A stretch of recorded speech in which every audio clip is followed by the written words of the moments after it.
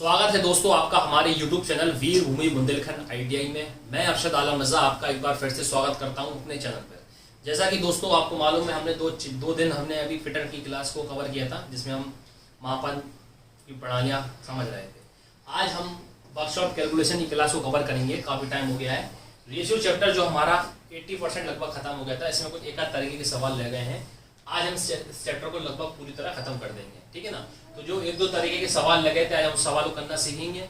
और वीडियो को शुरू करने से पहले मैं आपसे यही कहना चाहूँगा, अगर आप हमारे चैनल पर नए हैं तो फटाफट हमारे चैनल को सब्सक्राइब कीजिए और बेल आइकन को ऑन कीजिए, ताकि पल पल की नोटिफिकेशन आपके मोबाइल में पहुँचती रहे। और हमारे वीडियो को लाइक और शेयर करना ना भूलिएगा। तो दोस्तों शुरुआत करते हैं रेशियो पर। अनुपात के हमने दो चार तरीके, हमने हर तरीके के सवाल सीख लिए थे। सिर्फ एक तरीके का सवाल बचा है या दो तरीके के, वो भी हम आज पूरी कोशिश करेंगे इस चैप्टर को पूरा कवर करने का। ठीक, आज जो सवाल करेंगे वो हम करेंगे पैसे बांटने वाले। पैसे बांटने वाले सवाल से मतलब ऐसा है कि मैंने जैसा आपसे कह दिया कि 1000 रुपए हैं, 1000 रुपए हैं, इनको आपको 5:3:2 में के अनुपात में, ठीक है, के अनुपात में बांटे। सबका हिस्सा बताना है। मान के चलिए ये ABC दिया है आपको, A:B:C, ठीक है। 5 अनुपात को इसको इस रेशियो में आपको बांटना है। और वो कह रहा है प्रत्येक का हिस्सा बताइए कि प्रत्येक को कितने कितने रुपए मिलेंगे। ये आपका क्वेश्चन है, प्रत्येक का हिस्सा बताओ। ठीक, कहने का मतलब है अगर आपके पास 1000 रुपए हैं और आपको इस रेशियो में बांटना है 5:3:2, ठीक है, तो आपको प्रत्येक का हिस्सा बताना पड़ेगा। तो क्या कितना रुपए मिलेगा। तो हम इन सवाल को दो तरीके से कर सकते हैं। दोनों तरीके मैं आपको बताऊंगा, जो आपको बेहतर लगे उससे आप कर देना। अगर हम पहला तरीका देखें, फर्स्ट मेथड अगर देखें तो उसमें हम क्या करते हैं कि आपके पास जो रुपए हैं, जैसे मैंने कहा कुल राशि, ठीक है, कुल राशि जितना आपको देना है, कितना राशि इतना हो, कुल राशि इनटू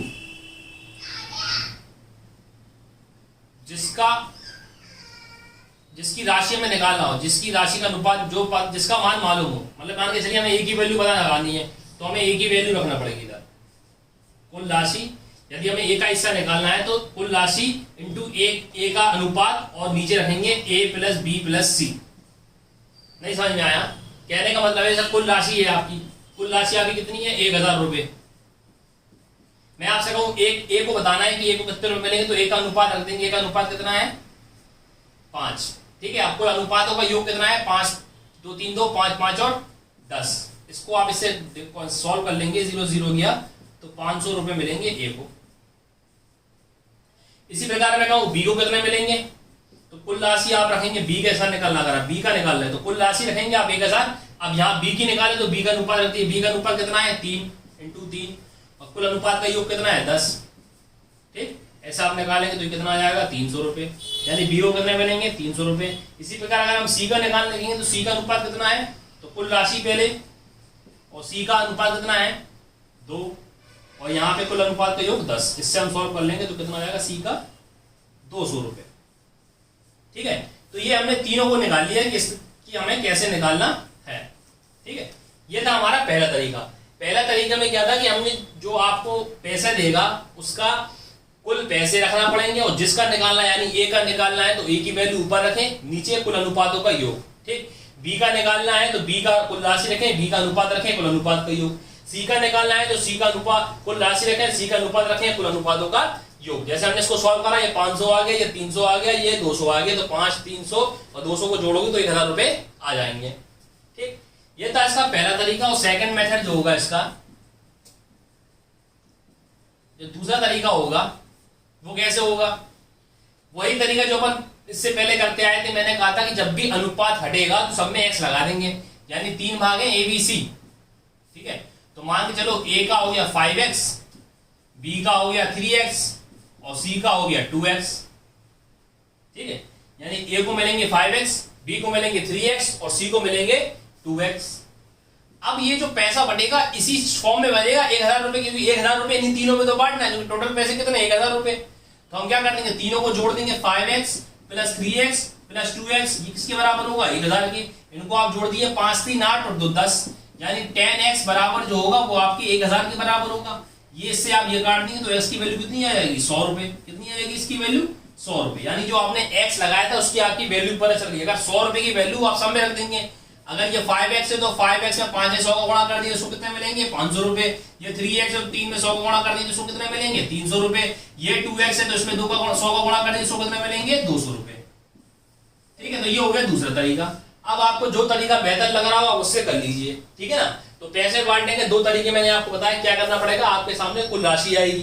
ठीक है ना, लेकिन कभी कभार क्या कर देता है वो आपसे उल्टा पूछ लेगा। जैसे वो कह देगा कि एक ही ये वाला, अगर ये वाला तरीका देखे तो ये बहुत अच्छा बेहतर तरीका है, क्योंकि कभी कभी अगर वो सवाल को घुमा देगा तो वो आपको दे देगा कि भैया जो ए को प्राप्त होने वाली राशि 50 रुपए है और उनका कुल अनुपातों का योग दे देगा, तो आपसे कहेगा कुल राशि कितनी है, यानी ये चीज गायब कर देगा।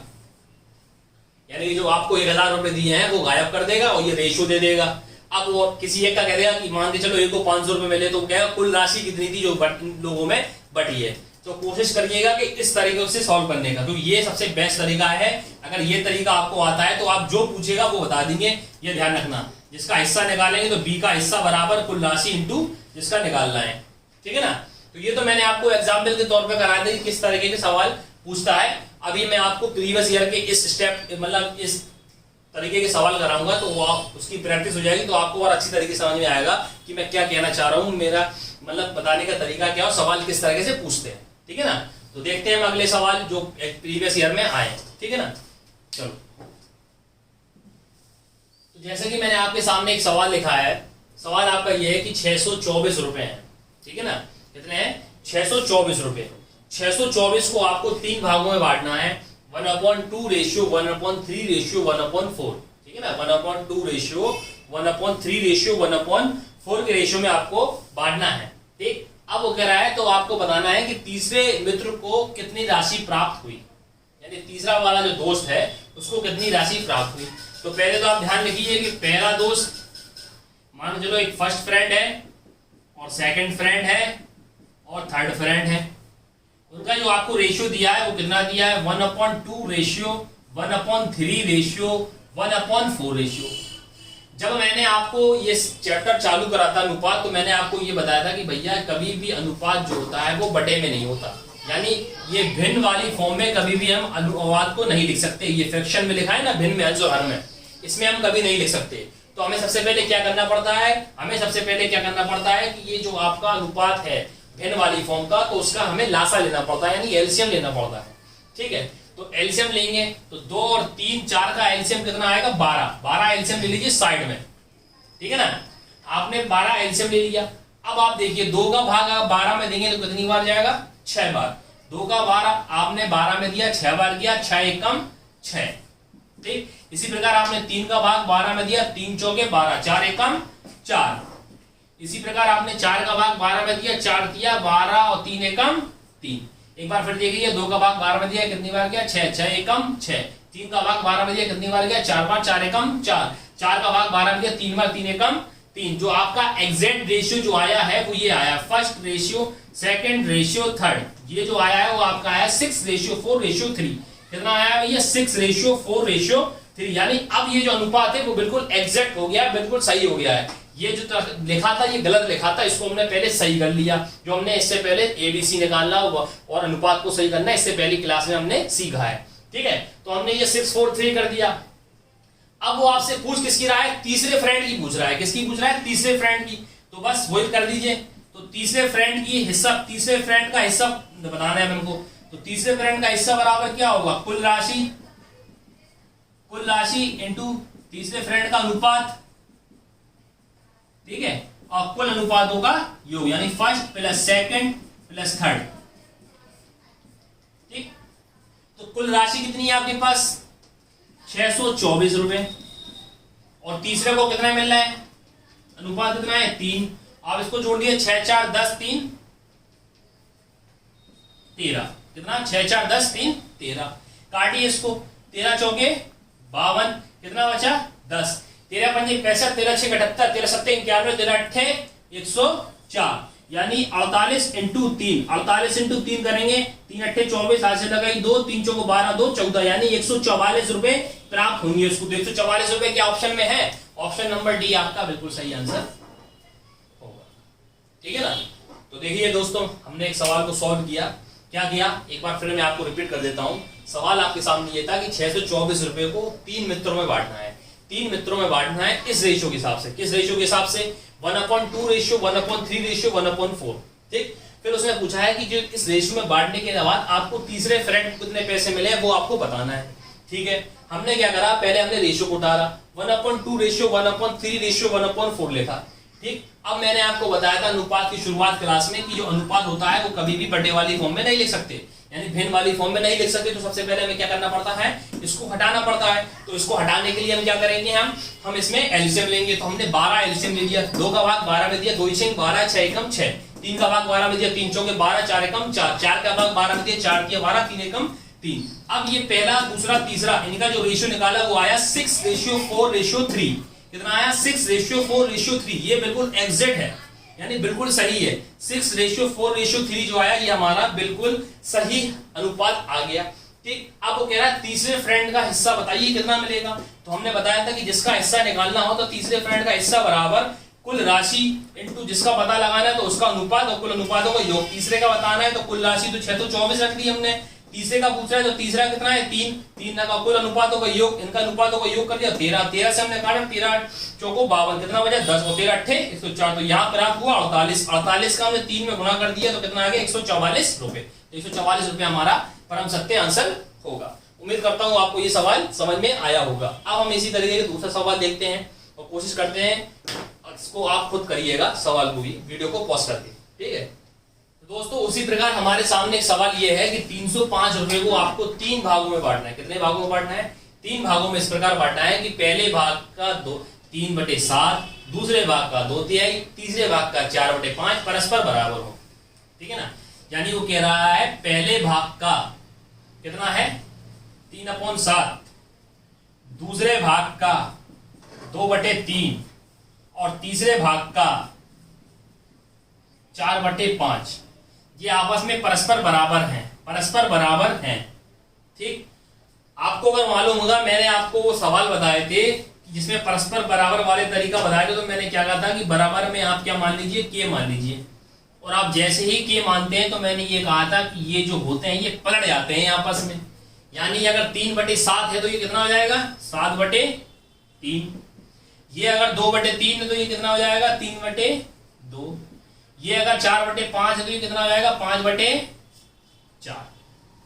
क्या करा मैंने, बताता हूं। उसने कहा कि 305 रुपए हैं, तो आप तो ये मान कर लीजिए कुल राशि तो आपके पास कितनी है, ये तो आप एक साइड में लिख लीजिए, कुल राशि आपके पास है 305 रुपए। 305 रुपए है आपके पास। ठीक है। अब 305 रुपए तो है, आपको बांटना है। ठीक है।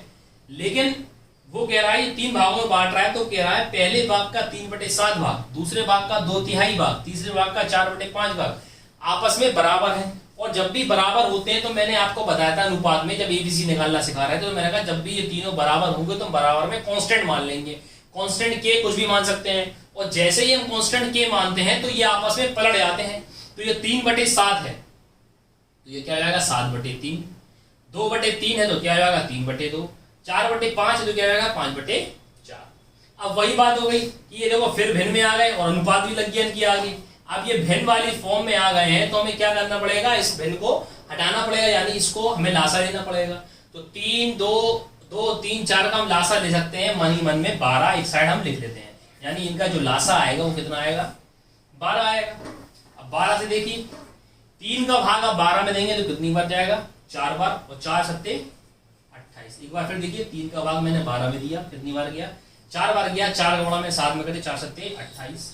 इसी प्रकार 2 का भाग मैंने 12 में दिया, 2 इसिंग 12 और 6 दिया 18। 2 का भाग मैंने 12 में दिया, कितनी बार गया 6 बार, 6 गुणा 18 में करते तो कितना आ गया 6 दिया 18। इसी प्रकार मैंने 4 का भाग 12 में दिया तो कितनी बार गया 4 दिया 12 और 3 पंजे 15। ठीक है ना। एक बार फिर बताता हूँ, 3 का भाग 12 में दिया, कितनी बार गया 4 बार, 4 का गुणा 7 में कर दिया 4 7 28। 2 का भाग 12 में दिया, कितनी बार गया 6 बार, 6 का गुणा 3 में कर दिया हो गया 28। इस प्रकार मैंने 4 का भाग दिया, इसमें 4 दिया 12 और 3 पंजे 15। ठीक है, अब देख लीजिए क्या ये एक ही पहाड़े से कट रहे हैं, क्या ये एक ही पहाड़े से कट रहे हैं, नहीं कट रहे हैं बिल्कुल। तो बस अब इसको जोड़ दीजिए आप, 2 से तो कट जाएगा, ये कट जाएगा, ये कट जाएगा, 2 से ये नहीं कटेगा, 3 से ये दोनों कट जाएगा, लेकिन 3 से ये नहीं कटेगा।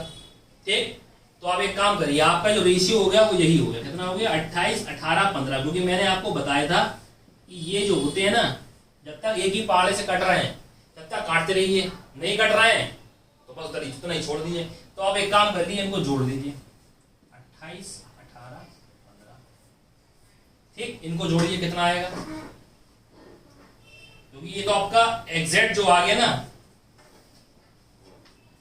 एग्जैक्ट जो रेशियो आ गया वो कितना आ गया 28 रेशियो 15। ठीक है,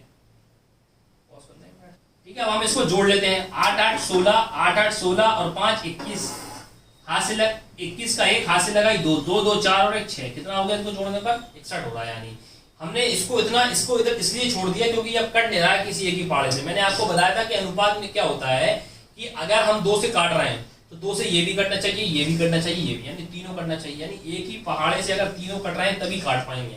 जैसे 2 से 28 और 18 तो कट रहा है लेकिन 15 नहीं कट रहा। 3 से भाग दें तो 3 से 28 नहीं कटेगा, 18 15 कट जाएगा लेकिन 28 नहीं कट रहा, तो हम इधर ही छोड़ देंगे। ठीक है, अब हम आ जाते हैं सवाल पर, क्या कह रहा, इधर हम साइड में कर लेते हैं। क्या है कि कुल राशि कितनी है हमारी 305 रुपए। अब हमसे पूछ रहा है तीसरे का हिस्सा, तो तीसरे का रेशियो कितना आया 15 आया ना तीसरे का, देखो ये पहला, ये दूसरा, ये तीसरा। तो बस ठीक है, कुल राशि जिसका पूछ रहा है उसका अनुपात और कुल अनुपातों का योग। तो इसको योग हमने योग करा था, कितना आ रहा था 61। आप एक बार इसको जोड़ के देख लीजिए, 28 18 और 15 को जोड़ेंगे तो कितना आएगा 61 आएगा। 61 से आप भाग दीजिए, 61 एकम 61, 61 से आप काटिए 61 पंजे, 61 पंजे का गुणा कर देंगे 5 एकम 5, 5 6 का 30, 5 12 में पूरा कट जाएगा। यानी 61 पंजे 305, 15 का 5 में गुणा कर दिया तो 75 हमारा आंसर आ जाएगा। तो हमारा आंसर क्या हो गया 75।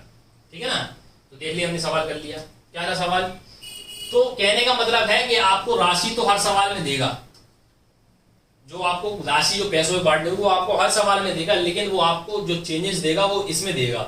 जो अपन ने एबीसी निकालना सीखा था ना, वही तरीका है कि पहले अपन को अनुपात बनाना पड़ेगा, पहले सही फॉर्म में। जैसे ये दिया है 3/7, 2/3, 4/5 परस्पर बराबर है, तो हमने पहले इसको बराबर में रखा, पहले भाग का 3/7, दूसरे भाग का 2/3, तीसरे भाग का 4/5, परस्पर बराबर है। तो हमने क्या करा, इसमें कांस्टेंट मान लिया, कांस्टेंट हमने के माना। जैसे ही हम कांस्टेंट के मानेंगे तो मैंने क्या कहा था, सब आपस में पलट जाएंगे, यानी 7/3 हो जाएगा, ये 3/2 हो जाएगा और ये 5/4 हो जाएगा, यानी सब आपस में पलट गए।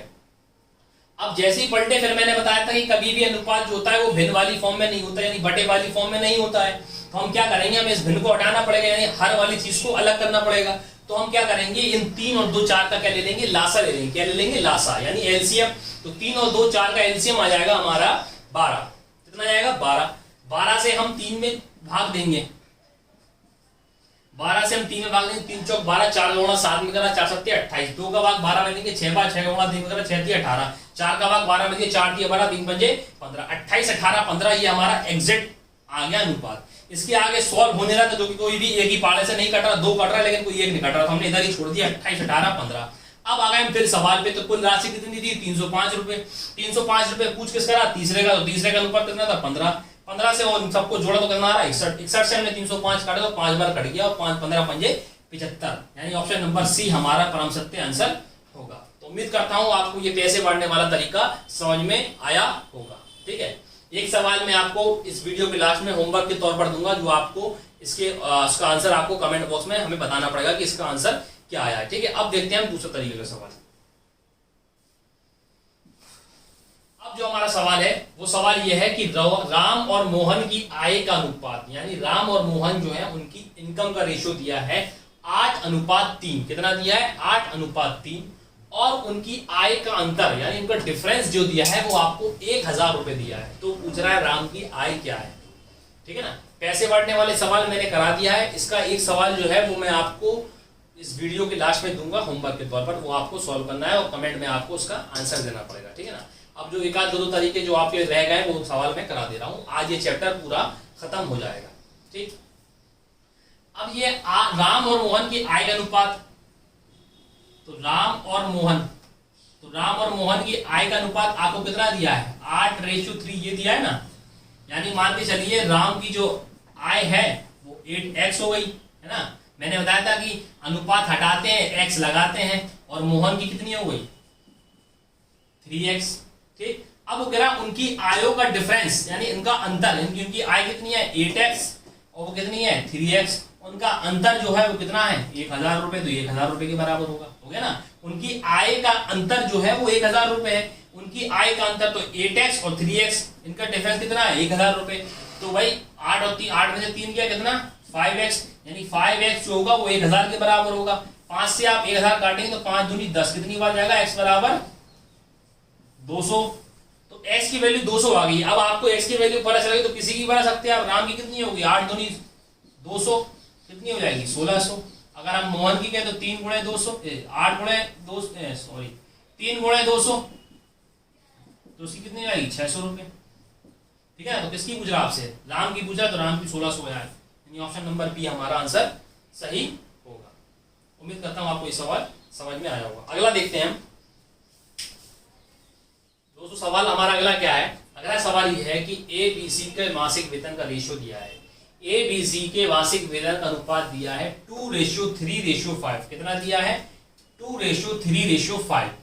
2:3:5 आपको क्या दे दिया है, उनका मासिक वेतन दे दिया है, उनका अनुपात दे दिया। वो कह रहा है C का मासिक वेतन जो है, C का मासिक वेतन A के मासिक वेतन से 1200 रुपए अधिक है। कितना अधिक है भैया, C का मासिक वेतन A के मासिक वेतन से 1200 रुपए अधिक है, तो B का वार्षिक वेतन क्या होगा। अब देखो उसने सवाल में कुछ अलग पूछ लिया, बात कर रहा है वो मासिक वेतन की और आपसे पूछ रहा है वार्षिक वेतन, यानी कहने का मतलब है आपसे मंथली इनकम का रेशियो दिया है, यानी मंथली इनकम का रेशियो दिया है कि आप पर मंथ इतने रुपए कमा रहे हो। लेकिन जो पूछ रहा है वो आपकी ईयरली इनकम पूछ रहा है, किसकी B की। ठीक है ना, तो सवाल को एक बार अच्छे से पढ़िएगा भी। ठीक है, तो कुछ नहीं है, करते हैं सवाल।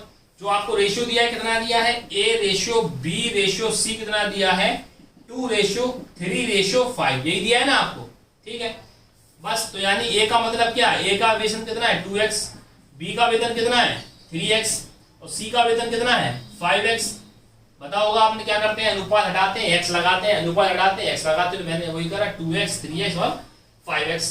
अब सवाल पढ़िए, उसने कहा कि C का वेतन, इसका वेतन C का वेतन, तो C का वेतन कितना है 5x। C का वेतन A के वेतन से 1200 रुपए अधिक है। C का वेतन जो है, यानी C का वेतन जो है A के वेतन से 1200 रुपए अधिक है। यदि हम A में 1200 रुपए दे देना तो बराबर है C का वेतन A के वेतन से 1200 रुपए अधिक है, यानी 1200 रुपए अगर हम A को दे दे तो ये दोनों बराबर हो जाएंगे कि नहीं हो जाएंगे। मैंने आपसे कहा कि मेरी आयु आपकी उम्र, आपकी आयु से 10 साल अधिक है, तो यानी कहने का मतलब है आपको मुझको बराबर करने के लिए मुझे 10 की जरूरत है कि आपको जरूरत है, आपको जरूरत है ना, आप मुझसे छोटे हो, अगर हम आपको 10 साल और दे दें तो आप मेरे बराबर हो जाओगे। तो वही चीज है कि C का वेतन जो है वो A के वेतन से 1200 रुपए अधिक है, यानी A छोटा है तो हमने A में 1200 रुपए दे दिए। ठीक है, तो ये बराबर हो गया, तो 5x बराबर 2x। अब इस x को आप इधर लेके आओ तो माइनस का हो जाएगा, 5x minus 2x is equal to 1200। 5 में से 2 गए, 3x इज इक्वल टू 1200, 3 से काटा हमने, 3 चौको 12, x की वैल्यू हमारी आ गई 400। कितनी आ गई 400, x की वैल्यू हमारी आ गई 400। अब हम क्या करते हैं, 400 में x की वैल्यू आती है तो वैल्यू रखते हैं, तो A में रखेंगे तो कितना आएगा 2 × 400 कितना हो गया 800 रुपए। B में रखते हैं 3 × 400 कितना हो गया 1200 रुपए, और C में रखते हैं 5 × 400 कितना आ गया 2000 रुपए। ठीक है ना, ये आ गया आपका 2000 रुपए। अब बात आती है, वो आपसे पूछ रहा है, अगर वो आपसे कहता कि क्या होता तो ये हो गया, लेकिन उसने आपसे पूछा क्या है B का वार्षिक वेतन। तो भैया B का वेतन कितना आया, ये जो आएगा भैया, ये जो अनुपात दिया था ये मासिक अनुपात दिया था, ध्यान रखना।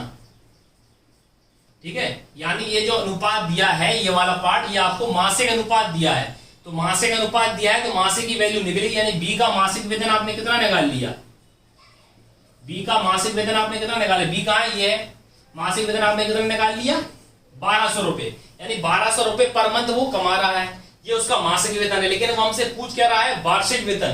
तो वार्षिक वेतन का मतलब क्या हुआ, साल भर का। जब भैया 1200 रुपए वो एक महीने में कमा रहा है तो एक साल में कितने महीने होते हैं, 12 महीने, यानी 12 से गुणा कर दो, ठीक है ना। मैंने आपसे कहा एक महीने में आप 1000 रुपए कमाते हो तो 12 महीने में कितने कमाएंगे, 12,000 रुपए। 12 से गुणा कर देंगे आप, 12 का आपने इसमें गुणा कर दी तो कितना आ गया, 144। 12 का स्क्वायर होता है 144, 144 जीरो, ठीक है ना। तो 12 का आपने 12 गुणा कर दिया, 144 जीरो है आपका आंसर। ये ऑप्शन नंबर ए आपका आंसर सही होगा। बस आपको ये ध्यान रखना है कि पूछ क्या रहा है, वार्षिक वेतन पूछ रहा है। तो वार्षिक वेतन पूछ रहा है तो आपने क्या करा, उसमें 12 से गुणा कर दिया तो 144 आपका आंसर हो गया। तो उम्मीद करता हूं आपको ये सवाल समझ में आया होगा। कुछ नहीं करा, सिर्फ आपको नॉर्मल करना था, वार्षिक वेतन की जगह बस सिर्फ आपको 12 से गुणा करना था, आपको आंसर हो जाएगा। ठीक, अब हम लेते हैं आपका सवाल अगला। अगला सवाल जो है आपका भैया, आपका सवाल यह है कि 975 रुपए है, 975 रुपए को एबीसी के अनुपात, यानी 975 रुपए को एबीसी में बांटा गया है 5:7:13, यानी 5:7:13 के अनुपात में बांटा जाता है। तो आपको सी का भाग बताना है कि सी को कितने रुपए मिलेंगे। क्या कह रहा है सवाल, एक बार फिर सुन लीजिए। 975 रुपए को 3 भागों में 5:7:13 के अनुपात में बांटना है और आपको बताना है कि सी को प्राप्त होने वाली राशि कितनी होगी। तो आपके सामने ऑप्शन ए है 509, ऑप्शन बी है 507, ऑप्शन सी है 273 और ऑप्शन डी है 237। ठीक है, तो ये सवाल आपको होमवर्क के तौर पर मैं दे रहा हूं। आपको ये सवाल सॉल्व करके नीचे कमेंट बॉक्स में इसका राइट आंसर बताना है, ताकि मुझे पता चले कितने लोगों का आंसर सही आएगा। जब भी आप नेक्स्ट क्लास होगी वर्कशॉप कैलकुलेशन की, तो मैं सबसे पहले आपको यही वाला सवाल सॉल्व करवाऊंगा और कितने लोगों का आंसर सही आता है मैं देखता हूँ। तो दोस्तों आज के लिए इतना ही रखते हैं। ये सवाल आपका होमवर्क का हो गया है। अगर आपको हमारी क्लास पसंद आई होगी, तो पसंद आई है तो हमारे चैनल को सब्सक्राइब कीजिए और मेरे आइकन को ऑन कीजिए और हमारे वीडियो को लाइक और शेयर करना ना भूलें। ठीक है, तो मिलते हैं हम आपको नेक्स्ट वीडियो में, तब तक के लिए बाय।